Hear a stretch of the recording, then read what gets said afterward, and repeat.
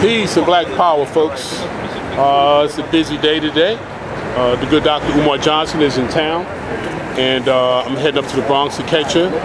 Our sister Queen Mother is at the National Black Theater, having a great presentation in honor of the great Dr. Khalid Abdul Muhammad and other warriors. And as I was riding up 125th, ran into Red Pill in full effect. That's the thing about 125th Street. It is a physical mecca. The flow and the energy that comes through here, it's amazing. But anyway, so I want to get some comments from my good brother Red, and then hit these events. So I don't know, I'm going to run these consecutively or pieces, but however it goes, however we edit. A big shout out to Veronica Kent. She's the grand wizard on the editing boards. And you all know I work also at Kia Light Productions, Black News 102, Baba TV.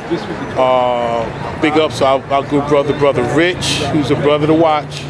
Again, all the folks that's out here doing this and trying to keep our social media in front of us in a way that teaches, heals, and uplifts us, and not distracts us and sends us in ways that we don't need to be going at this critical time. But no further from me, I'm going to just flow over into good brother Red's conversation and see if he's ready to build from there. Peace! We in full effect on 125th. Yes, we are. I was just sharing a few words, telling them, 125th is the place to be. Anyway, I know you're moving fast. Red, your thoughts, your feelings, your outlooks. So much has been going on. How can we, I'll tell us not like this. Save us. How can we get through this? Folks are looking for a savior. Is it within? Oh, it's definitely within. It can never be without. There's no... This can't be scientifically proven in any arena that anybody could be saved from something outside of themselves. Because that puts into the realm of possibilities, so many equations that are you always going to be with the person who's going to save you at the time that you need saving? Are you that lucky? You know what I mean? So anything that you do is something that you did. It's innate. It's your willpower. You know what I mean? It's your it's the power that you have to will things into existence, like another day. You know what I mean? Like a better day. So why do we lose touch with that? Because that sounds so innate. Yeah. We should know that. But the first thing, stress or some kind of challenge comes up, and we're off our square. Well, that would be called indoctrination. You know what I'm saying? The power of religion on this Sunday, where we find ourselves out here on this, on this Sunday, this church Sunday, one of the strongest influencers would be religion, because it indoctrinates individuals to begin to look outside of themselves for what is even known in print or in writing as a savior. You know what I mean? They actually say it out of their mouth. They cast that spell that there's a savior outside of self, and by forfeiting, right, by giving up or forfeiting your power to someone who you know nothing of, a speculatory God, then we're not going to see the highest version of yourself operating.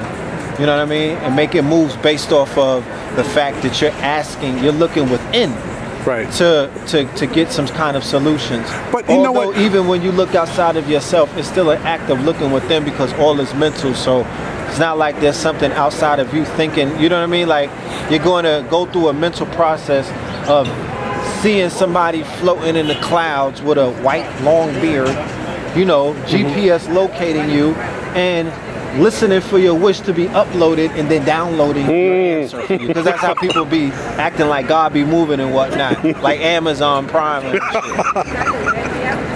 shit. True. Get you your shit in a few minutes. I want to jump in when you said higher self. Through our behavior, how many of us are really striving to be to our higher self? Because it almost seems like most folks are trying to be adequate, like a mug. I mean, if they're adequate enough to keep their job, adequate enough to keep their relationship, adequate enough to not get a heart attack and die tomorrow, but 10 years out. So how many of us are trying to get to a higher self, right? Well, that's not my place to say it. I could only give you my perspective based off of my observation. What I know, are certain behaviors, certain, you know, actions the one takes when they're in their search of higher self, or when they're on the path to their higher selves, you know, you begin to see what is known as transformation. Diamonds go through coals, get pressure, and turn into diamonds, right? Olives get pressed and turn into oil. You know, this kind of friction, you know, this kind of friction is somewhat needed to make things, you know, transmutate in this world that we live in. So, you know, you don't run from the problems. You face them head on, and you look for the strength within, and you allow the pressure, and you allow other things that can somewhat, you know, that could otherwise cripple you, make you stronger. Like I said, I don't subscribe to Darwin's theory of survival of the fittest, but I do subscribe to the theory of Hermes Trismegistus that talks about the duality, the realm polarity. of duality, the polarity and duality, that we live in, a universal principle. Exactly. That, you know, you're gonna get some friction. You're gonna have an adversary. Without question. You know what I mean? You're gonna have some shit take place. So, it's gonna test your testicular fortitude. So grab yourself by the sack, and, you know, straighten up and move forward. Fail forward if need be. You feel me? But do not give the credit of your transformation and your evolution and your upgrade or your glow up to forces that are completely outside of yourself. I understand your ancestors, they come first. They should be acknowledged before acknowledging a higher power, or what you may perceive as a higher power. Because the highest power, in my humble book, would be, you know, anything that's related to you through your bloodline. You know, your progeny, your seeds and whatnot. You know, your parents and whatnot. They're the ones who created you. And that might be the perfect segue. If we look at people who use things outside of themselves to aggrandize themselves and to feel better than themselves, is there a better segue for us than to go right to our good brother, who is one of the greatest physical pugilists to ever walk the planet, pound for pound? He deserves that props. But how he has exhibited himself as far as political, social-political knowledge, and just insight about what his people need. In my opinion, he's failing miserably. But what do you think about the Gucci dust up? We don't live in a day and age of Muhammad Ali, unfortunately, anymore.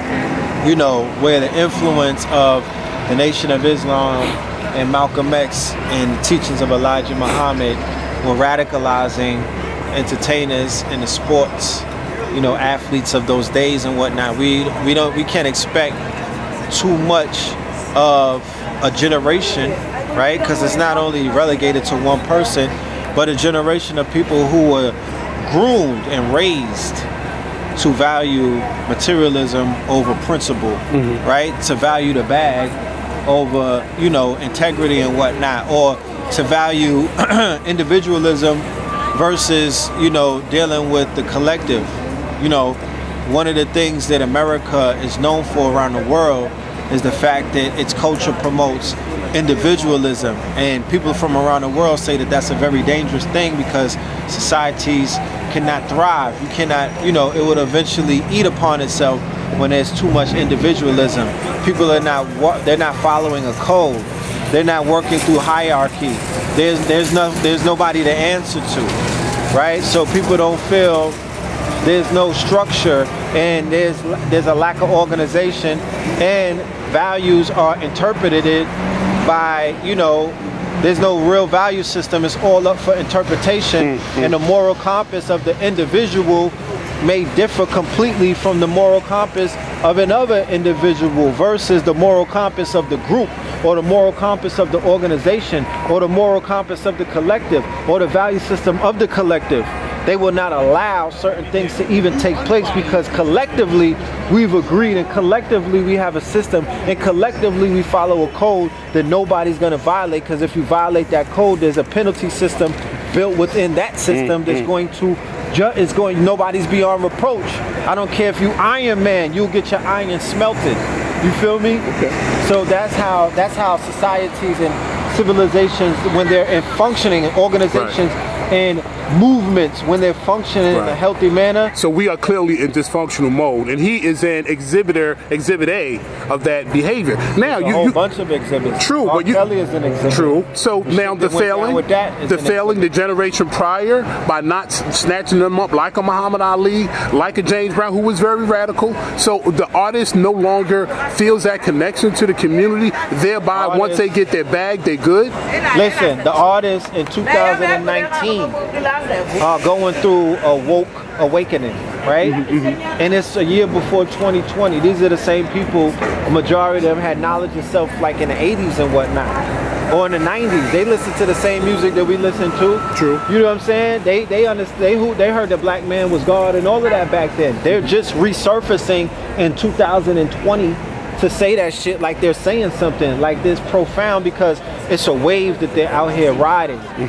People are riding a wave. They're taking advantage of something that was created on these streets, from the streets, on some intellectual movement that rivals a lot of other intellectuals. So the artists are just getting woke. Right. They're just waking up to the potential of who they are and the greatness of their people, meanwhile still putting out information and messages and whatnot and images that's contrary to the shit that they're saying. Okay.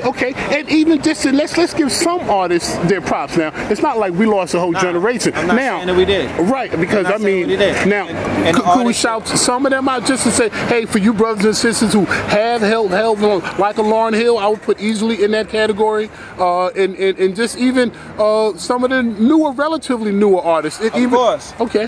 Her contribution to the game, her contribution to the soundtrack, her contribution to the healing, her contribution to the possibilities that she gave birth to, still resonate to this day. For a generation. Her contributions for a generation. to black genius still resonate to this day. Music is timeless. Right. You understand?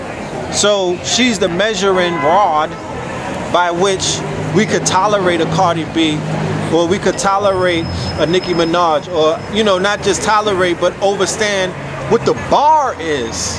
Because you do have a Lauryn Hill, and you do have a Erykah Badu and whatnot. Not to take away from anything from the, I'm talking about the messages. I'm talking about the, if somebody were to follow the lyrics of all of your songs word for word, we were to put the same camera on them, will we be able to watch that shit all the way through? Will we be pleased with you? Would you add value to yourself and your brand and what you represent if we saw men defecating in your mouth? If we saw pure strangers putting their foot in your anal cavity? Things like that you have to consider. Yes. You see, you feel me? Because that's what's being promoted. Sell the box, shake the, you know what I mean? Give it up to some strangers. It's organized rape. You know what I'm saying? You don't know that man or that woman is buying your sacred yoni. You don't know them. The only thing you know is that they got a payment. And if they didn't pay you, it would be considered rape. Because that's what they be yelling when niggas don't pay. So that's what it is. Yes. And then the payment is the agreement that that's that fiat is the agreement that takes it out of the realm of rape into prostitution. But they have eerily similar. Sometimes they have eerily similarities. True. Now, I took you off of it. I want to get back to where we were, because I did want to give those shout outs to Erykah Badu, to a Lauryn Hill, to a Stacey Gray. So back to now, you said the disconnect. They get the bag and they keep moving. How can we reconnect and let them know, no, you need to represent the culture with your talent, like with a Marvin Gaye, what's going on? You want to use your lyrical abilities to help heal and lift us. When we look at the documentaries like the Sam Cooke, like the Nina Simone, like a lot of the documentaries, they highlighted the relationship that the artists actually had with the quote-unquote revolutionaries, real-time relationship. Real time. Like they sat at the dinner table with them. Right. They babysat the kids while they were out there banging and whatnot. Like they were being sparked in real time by real people. And that transformed their message and the music, that transformed the frequency in which they were communicating, and they started writing revolutionary songs. They started writing something that went beyond Negro hymns. You feel me? They started writing soul music, power music, you know what I mean? Power and soul music, black power music. They made the soundtrack. So when people have a soundtrack, then they live it out. So the artists of today, in order to reverse some of the spells that they have casted on the people relentlessly, unabashedly, you know what I'm saying, uncompromisingly, they should be reversing their frequency. They should be reversing their lyrics. They should be balanced, not reversing, but just balancing. You got to come to a balance. You could talk about killing your people for so long. Right. You got to start breathing life into them. Polarity, like you mentioned earlier. Polarity, ma'at. So a lot of artists is exemplifying ma'at. You have, of course, the conscious MCs, you know what I mean? That are always doing new things. Like, you got J. Cole. He's not considered conscious, but he's repping. You got K. Dot, who's one of the biggest selling artists of the 2000s. He's giving you street consciousness, a new form of it, of expression of it that a lot of people is palatable to a lot of people. You feel me? Jay Electronica, when he was making music, he was doing his thing. You feel me? You got, what is that? H-E-R. I don't even know if she's conscious or not, but you know, Cyrock is making waves. She just has a trailer with her music to it. You feel me? Ty Phoenix. Like, there's a lot of people that are tapping in. Lupe, when he gets in his bag. But then you also have mainstream artists that are embracing woke lyrics. Meek got a woke album. You know what I'm talking about? You know, people are dropping little woke quotations. And I don't get excited about that because I come from the golden era where it was the order of the day. Like, the music was infused with something that was stronger than woke. It was a God frequency. I share. Wasn't no woke, nothing. Nobody was in victimhood bag. Nobody wasn't trying to identify with people who were, you know, they were not identifying with the part of the story where we were in losing mode. They were touching on the part of the story where we were winning, and then gave you the aspect of the story later on about how the shit looked when we lost, and then brought you up to date. Yes. You know what I'm saying? And he even read image-wise. Now, I know we got about 10 years apart. Let me give you an imagery time frame that I came up with, and it seemed like I came up with like the three mics. It was Mike Tyson, there was Michael Jordan, and it was Michael Jackson. So it was like Black Man was on some, I'm gonna run anything, I'm not just run, I'm gonna dominate to the highest level in anything that I touch.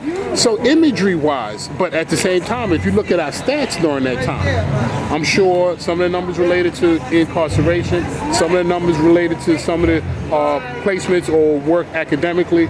So we can hurt sometimes, but put on such a great face. Some say the whole Obama 2 terms was us looking good for the rest of the world, but not getting substantive improvement. So I've seen the imagery. What will it take for it to be beyond imagery for those coming after us? So we got a 10-year difference. Let's say a brother 30s, 20s. What can we put before them that will be tangible, that will take us into the future?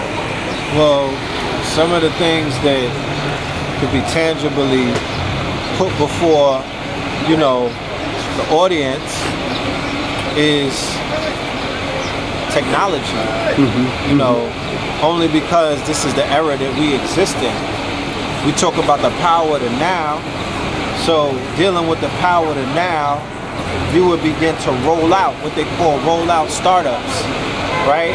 You will begin to roll out, you know, certain kind of algorithms. You would get with some, you would begin to code algorithms which are basically hacks and solutions to voids that you may see. Case in point, somebody saw how the taxi industry was not fair, and that there was a loophole, and there was a way to exploit that, and they created what was known as ride sharing, and that was an algorithm, software as a service, SaaS, and they dominate that market in just a few years right now. They disrupted that whole industry. Ride sharing apps. You got Lyft, Uber, a whole bunch of other things.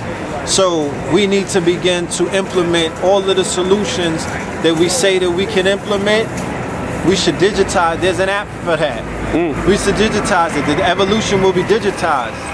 We need tangible in every city. We need institutions, and we need what are known as workspaces or creative spaces. The same way that they got all of these WeWork spread around America right now. We need workspaces because we need places where young brothers and sisters who are creative and have talents and skills, whenever they wake up any morning and their minds are on the bag, or their minds are on not the bag, just creating something, or their minds are on feeding their children, or their minds are on just completing some of the tasks that they have that they thought about the night before. They have a creative space to manifest those things. They have a creative space to create prototypes, 3D printing machines, silkscreen machines, laser cutting machines, computers and whatnot, virtual glasses, green screens, all of these things. You understand? Because the time to do all of that is now. I don't think that a lot of our people are fully aware of the fact that they're not spending time mentally in the now. They may think that they're in the now, but when they're running around infatuated with other time periods, they're not in the now. So what you're saying is if a large number of us turn towards technology, intellectual property, and master and grow in that arena, that would somehow open other doors for us as a people, or just saying for a certain cohort can benefit right now if they focus on those talents? I have an initiative called the FACTS Initiative. It's rebranded as the FACTS 2020. FACTS is an acronym. It stands for food, firearms, art, arms, clothing, coding, culture, transportation, tech, shelter, and strategy. And what this is an initiative that's going to take all of these different subcategories and put them together, because we have to basically address multiple angles. It's not a we can't be one-trick ponies in this. This is not a one-dimensional approach. So it's not just tech. There's other components. We need food, clothing, and shelter. Food, we need agriculture. We need to get into horticulture. We need to tap into the legal weed market. We need to tap into the legal hemp market. All of these are crops. All of these are streams. All of these are new economies. Art is timeless. I just was at the Fine Arts, the Harlem Fine Arts show at the Riverside, both yesterday and on their opening day.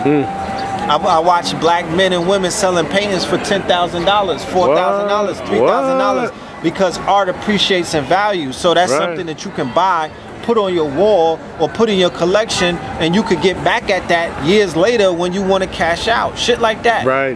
You know what I'm saying? Art appreciates in value. All this whole thing that we are being dominated by is the arts and the sciences. If it's not the arts, like Hollywood, like the media, like these cameras, like the music, like the cartoons, all of these things are the arts. You know what I'm saying? The fine arts, the graphic arts, advertisement, marketing, it's the sciences. You understand? The moral sciences, the metaphysical sciences, the occult sciences, the lawful legalese sciences, all of these things.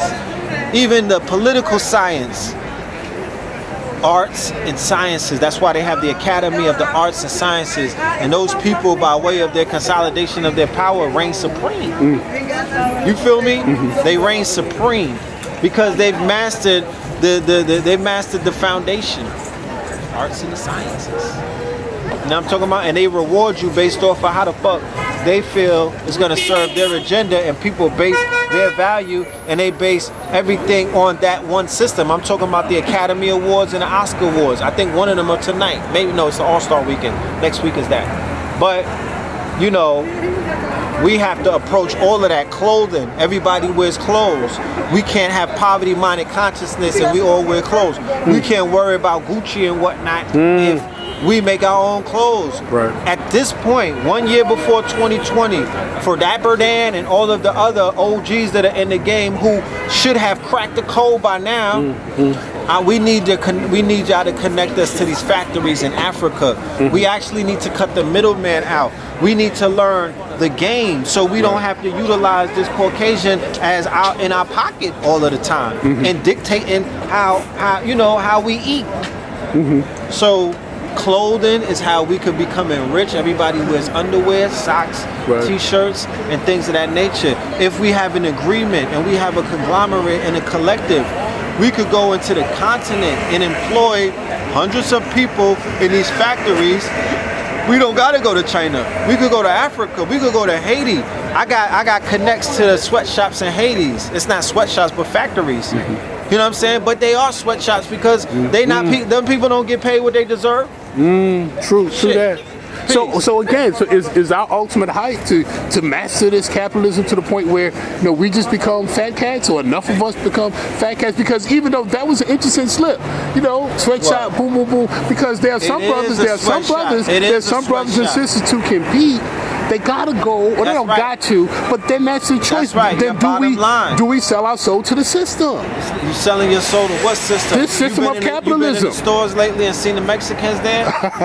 I'm just saying, bro. Okay. Like, let's talk about this. Like, I hear that. This is taking place under your nose, right in front of us. Then there's people that look like you that's on the train begging for a quarter, grown men. But the Mexicans is working for the Arab. Look, I go to the Thai restaurant. It's Mexicans. They go to Jimbo's right now. They go, so that's who's running the shit. They got it on lock. So they went from being subservient help, right? From being the help to where they let them come from the back of the store to stand in the front by the register. Now they're running the stores with different ethnicities and whatnot. Go home. Yeah. So don't talk to me, and they don't get that. They're not getting what they deserve. That's why they're like, yo, you could bring in a lot of y'all. We got you. Right. So people are utilizing capitalism for what it is, and yes, it's about the bottom line. But if I go into Africa where they paying a homie $2 a week and I give him 10, right, then I've drastically changed a lot of people's living conditions in their lives, and I know personally that I'm improving upon the condition of their everyday life directly, based off of the fact that if they're creating something luxury, or even regular streetwear, urban brand, and they're helping me with manufacturing, and we do about volume and other things, they're gonna be able to be compensated nicely. Which I totally get. I was just kind of segueing a little into the larger discussion, because now they're talking socialism is being tossed around like, oh, those are socialist Democrat. Even Bernie put the jacket on. I'm a socialist Democrat. So they've been throwing that word around, meaning that back in the 60s now, the brothers was toting Mao's red book. Now, I mean, some brothers was like, yo, we got to evenly distribute the wealth. Social Security is from that system. Look at the irony in the fact that in the 60s they was toting Mao's red book, but China is the biggest superpower in America right now. Ain't that something? And this, if you utilize Frank Lucas theory for every American gangster, if you know, that's the plug, my nigga. It's still going over to China to meet what Frank Lucas did. It's going to meet with it's cutting the middleman and going right to the sauce. To the sauce. And China is still that. So if you was running around with Mao's book in the 60s, why you niggas is not in China making moves right now? I don't want to hear the victimhood story about what China's doing to you. Because y'all not that angry that you going into Chinatown and saying nothing. Facts. Them niggas say you buy now, you buy that shit. You know what I'm talking about? And y'all in this lines in the Chinese restaurant. Oh no. I can't even go and get me some goddamn low main. Speak, you know Red. Yo. Niggas is getting them goddamn Red Pill, these are painful truths, man. These are painful truths. Why y'all not in China running this things thing by now? Selling us t-shirts for a quarter. Exactly. I was supposed to be sending us boxes of Jordans for $3. Exactly. And taking the whole Jordan shit and making our own sneaker. Exactly. Because business is war. And them Chinese people, it's World War III over there. That's how they run their thing. Straight Mao, they run it like a Mongolian. They running business like warfare. They smacking Americans up out there and sending them back. Quietly. If you don't play by the rules, them niggas they not rolling out red carpets and just letting you take over out there. No. And that socialist Mao communistic type of nationality where it's all of us against you niggas. Ain't no individuality. That's what I was talking about. Individuality is demonocracy, is democracy. That's the whole individuality. That's what is known as the left, the liberal left. That is a corrosion of culture. It's being fought against. Russia, which are traditionalists. they're pushing back against these conservatives. They're pushing back against these cultures that are countercultures. It's a counterculture. It's an experiment. It destroys everything that it touches.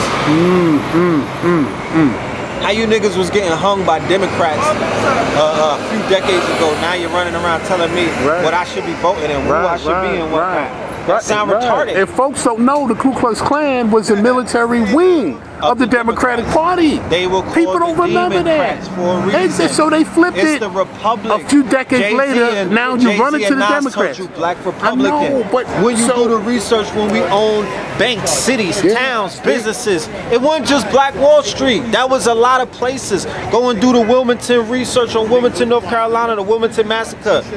I think 1870. You know what I'm talking about? We had business thriving. Newark was thriving. Philly was thriving. We had it popping, and we was clean. Bespoke. I'm telling you. See the pictures? I'm telling you. You know what I'm talking about? I'm considered this. I'm vagabonding it now. Right. Compared to how we cleaned up. We were regal. We wasn't subservient. They're lying to you. Yes. So if every single movie that they showed you in your depiction of anything past the 80s, you don't got no power. You're not calling no shots. You're not running no businesses. You're not asking white people. You're not telling white people kiss my ass, my arse. Well, there was the Blaxploitation period where there was the Shaft and the other brothers were kind of, you know, feeling themselves. So you think that shouldn't be? All of that was in the 70s. Okay. Right. Yep. And that was an aspect of our cinema that went wrong. You understand? We had some very powerful militant movies where they were depicting black men fighting against the Italian mafia that was poisoning our communities, fighting against police corruption, showing you how corrupt it is that the gangsters and the killers and the street thugs and whatnot were in bed on some Tekashi shit. Everybody was in bed together. They were debriefing each other. So the Blaxploitation shows, and it showed black people they were showing black people inflict pain upon the natural oppressor. So how was it Jim Crow and niggas was in the movies beating, I'm talking about bodying cops, throwing them out the window and beating up white people. And that's how our people was moving. Everybody wasn't scared. And that's the misnomer. Everybody was not scared. It's impossible. They scared now. They scared now. They're 100 times more scared now than they were. Why? Because they've been conditioned like that. Hollywood is not your friend. You don't control that. That's not your industry. Okay? They rape culture the same way that they rape women with Harvey Weinstein. I tell you, we'll close out with some just quick, the latest, what's going on, where can find. I know you're on your way uptown. I'll be in Vegas. Okay. February 21st and the 2nd, 2019. Las Vegas, red pill, blue pill. Brother Jabari is the day before. The name of the event is Kimmit in the Desert Part 6. Okay. Go on my Instagram, put Red Pill or L Filthmore in Instagram. You'll see the flyer on my page. Kimmit in the Desert 6. Okay. I believe they can find it on Eventbrite. Link is in the description to buy the tickets. Link in the description. Again, on 125, we had a chance to hear some words from our good brother Red Pill. He's looking for that information. This is the Mecca. Folks come down from all over the place to just take in the vibes and the energy. This is your brother Herman Smalls. This is still the, you know, even with all of the gentrification, this strip still maintains the high frequency that resonates around the globe. And, you know, people from around the world come through to meet and greet and to build with I myself and other brothers who they recognize from online. Exactly. And you know, they give thanks. They tell us keep up the good work, and they compensate. Yes, and let's shout those names out. These are the different folks. Baba TV, our good brother Rich. Y'all know Red Pill has Know the Ledge. Know the Ledge Media. Mondays, Melanin Mondays, Third Eye Thursdays. Blue Pill got Tough Talk Tuesdays. You know what I'm saying? Money Making Mitch Mondays. That's on Know the Ledge Media on YouTube. That's our channel. Check it out. And then check us out on Black Magic 363. Baba TV, fire every time. Other than that, we're not really, you know, those are the platforms to catch us. And also, streaming platform is coming soon. We getting off of the YouTube and taking it into a whole nother realm with the podcast and everything. But for now, YouTube, Melanin Mondays, Third Eye Thursdays, just Google that and it'll come up. And you all know my work goes through Kid Light Productions, so drop it on them as well. Shout out to y'all. Exactly. Shout out to Knowledge to God. That's another channel that, you know, we rock with. Yes. Overcoming common controversy in the black community. Let's talk about it. That's the title of that. That's going to be on Thursday, February 21st, 6 p.m. to 8 p.m. And that's going to be 900 South Valley View Boulevard, Suite 110 at African Traditions. Okay. And then the next day, this is the next day is the main event. Whoa. Yeah, we out there kimming in the desert. Yeah, we in the desert cooking. Then we're gonna be on March 9th, we're gonna be in Connecticut, New Haven with Cambada. We'll be doing a lecture with our brother Cambada on Biggie's Death Day. 222. You know what I'm talking about? And then the title of the lecture is Blueprint 322.2. From black faces to blue faces.